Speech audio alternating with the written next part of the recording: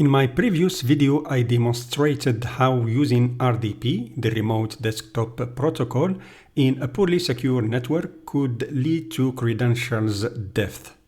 In today's video, I want to show you another RDP attack vector a malicious actor can use against you to steal data and information stored on your local drives.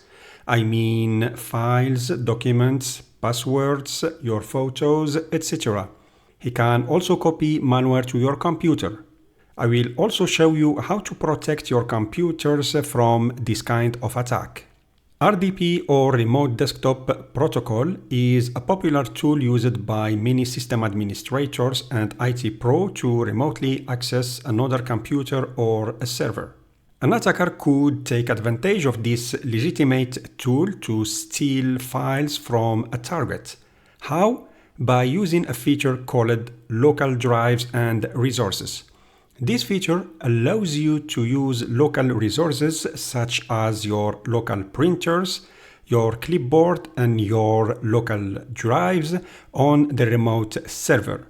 It means that when you open an RDP session on the remote server, you can explore the content of your local drives as if it was locally attached to that server. This is also referred to as resource redirection. As Microsoft states on their website, redirection enables users to share resources and peripherals such as the clipboard, webcams, USB devices, printers, and more between their local devices and a remote session over the remote desktop protocol. Redirection aims to provide a seamless remote experience comparable to the experience using their local device. Now let's see that in action. On the client computer, let's open the remote desktop client. I will click on the start menu, type RDP, open the remote desktop client. So here I can enter the IP address or the name of the remote server. The username is pre-populated. And if I click on show options here, I will see more options I can configure to use on my remote desktop connection. I can enable this option to allow me to save the credentials. This way, I will not be required to enter the logins every time I want to open a session on that server. I can also configure the display. I can play on the screen size. I can change the color quality. For example, I can choose less higher quality in case I'm connecting to a remote desktop using a poor quality link. The settings that interest me are located under Local Resources tab, under Local Devices and Resources. You can see that printers and clipboard are already enabled. This means that my printers configured on these computers will be redirected to the servers. So when I open a session on that server, I can directly print to printers connected to this computer. The clipboard also will be shared between my computer and the remote server. So I can copy paste between the two machines. If I click on the More button, I can see more resources I can decide to redirect. Under Drives, I can select the local drives I want to redirect to the server. For example, I can select the drive C, the DVD drives that I plug in later. This means any USB drive. So if I keep this selection and click OK, then I connect. Let's type the password.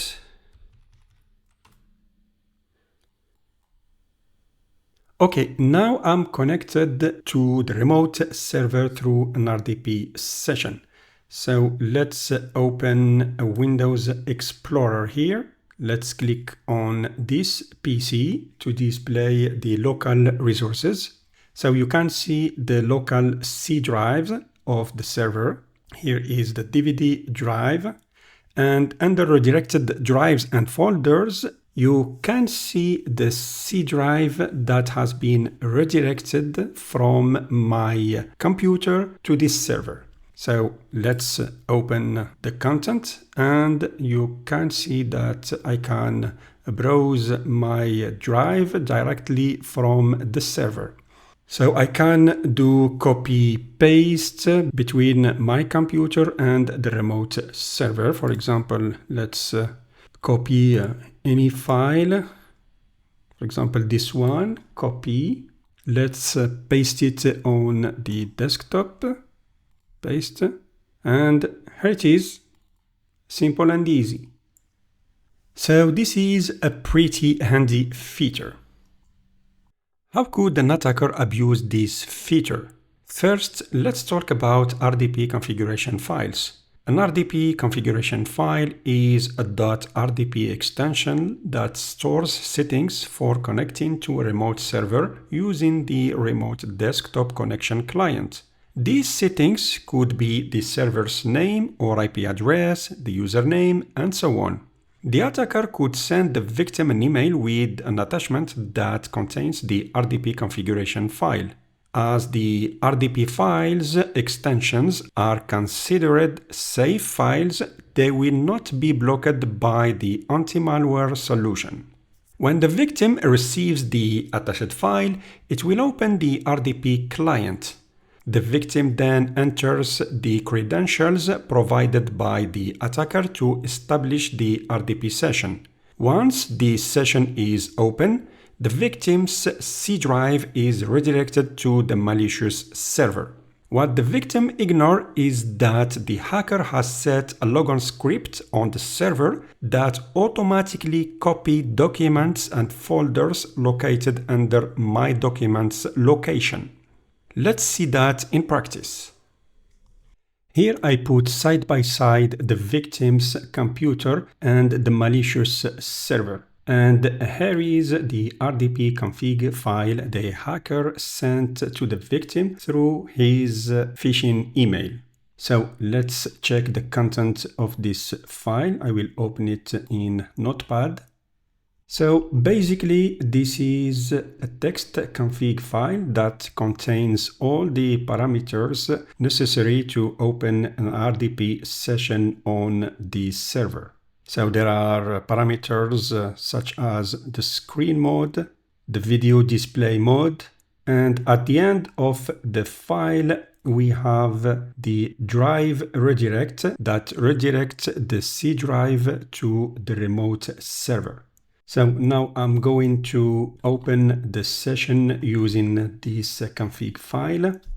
I get a warning, and this warning is related to the self-signed certificate used by the remote server. So if I decide to ignore this warning message and click connect, I get prompted to enter the password for this user. So I will enter the password that the hacker gave me through his phishing email. Okay. I get a second warning related to the self-signed certificate. Notice that the hacker can generate a certificate issued by a trusted certificate authority.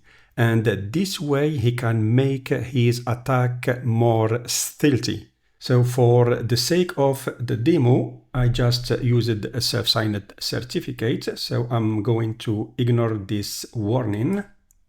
Now the RDP session is opening, and at the same time here on the server, the hacker has created a script that will be triggered when the victim opens an RDP session. And this script will copy the content of my document. You can see here, it's now copying. It will copy the content of my document to a destination on the server. So let's check if the copy has been successful. Yes, you can see here the same files that has been copied.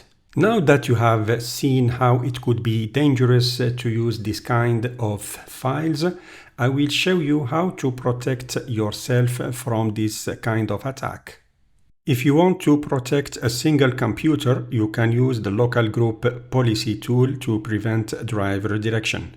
If you want to protect computers that are part of an Active Directory domain, you can create a GPU and apply it to the computer's group you want to protect. In this example, I'm going to use the local group policy. To start it, I click on the Start button. I type gpedit.msc. Click to open the group policy editor. Okay, let's make the window bigger. Next, navigate to Computer Configuration. Click on Administrative Templates, then Windows Components. Then scroll down and search for Remote Desktop. Here it is, Remote Desktop Services. Then click on Remote Desktop Session Host. Then open Device and Resource Redirection.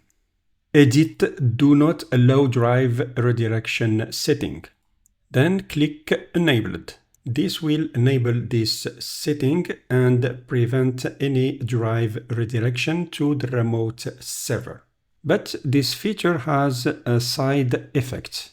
It will prevent clipboard file copy redirection and prevent you from copying a file from your computer to the remote server through the RDP session. We will see that in a second. First, I need to apply the GPU. Okay. And now let's test it. I will click on the same RDP config file to launch the RDP session. Click Connect. Type the password.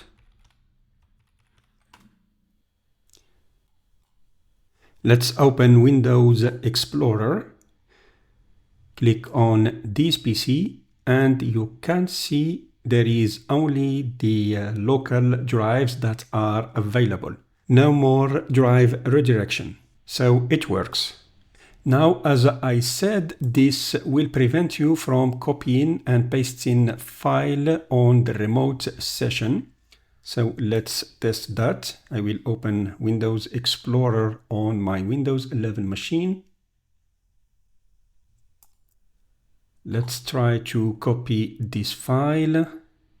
Okay, I will choose location. Let's drag and drop. And as you can see by the color and the shape of the cursor, it means that I'm not allowed to copy any file on the remote session. So this is an inconvenience. And if you need this feature, there is another way to prevent this attack. So instead of disabling drive redirection, we will prevent users from running .rdp files. So let's do that. I will use the group policy editor, and this time I will click on Remote Desktop Connection Client, and I will use this setting, allow .rdp files from a known publisher. By enabling this setting, I will prevent the user from running RDP files that are not signed. And if you want more protection, you can set the two settings, preventing user running RDP that are not signed and even running RDP that are signed. Because hackers can sign their RDP files to make them look legitimate. So for the example, I'm only going to enable this setting. Apply. OK. Sorry, I did a mistake. Instead of enable the policy which will allow user to run RDP, I need to disable it. Now we are good to go. So let's do a test. First, let's close the previous RDP session. And let's try to run the RDP connection. And as you can see, I'm not able to run the RDP session by opening the RDP config file. So the protection works. Select the protection measure that best suits your needs. If you found this video helpful, don't forget to give it a thumbs up and subscribe for more content like this. See you in the next one.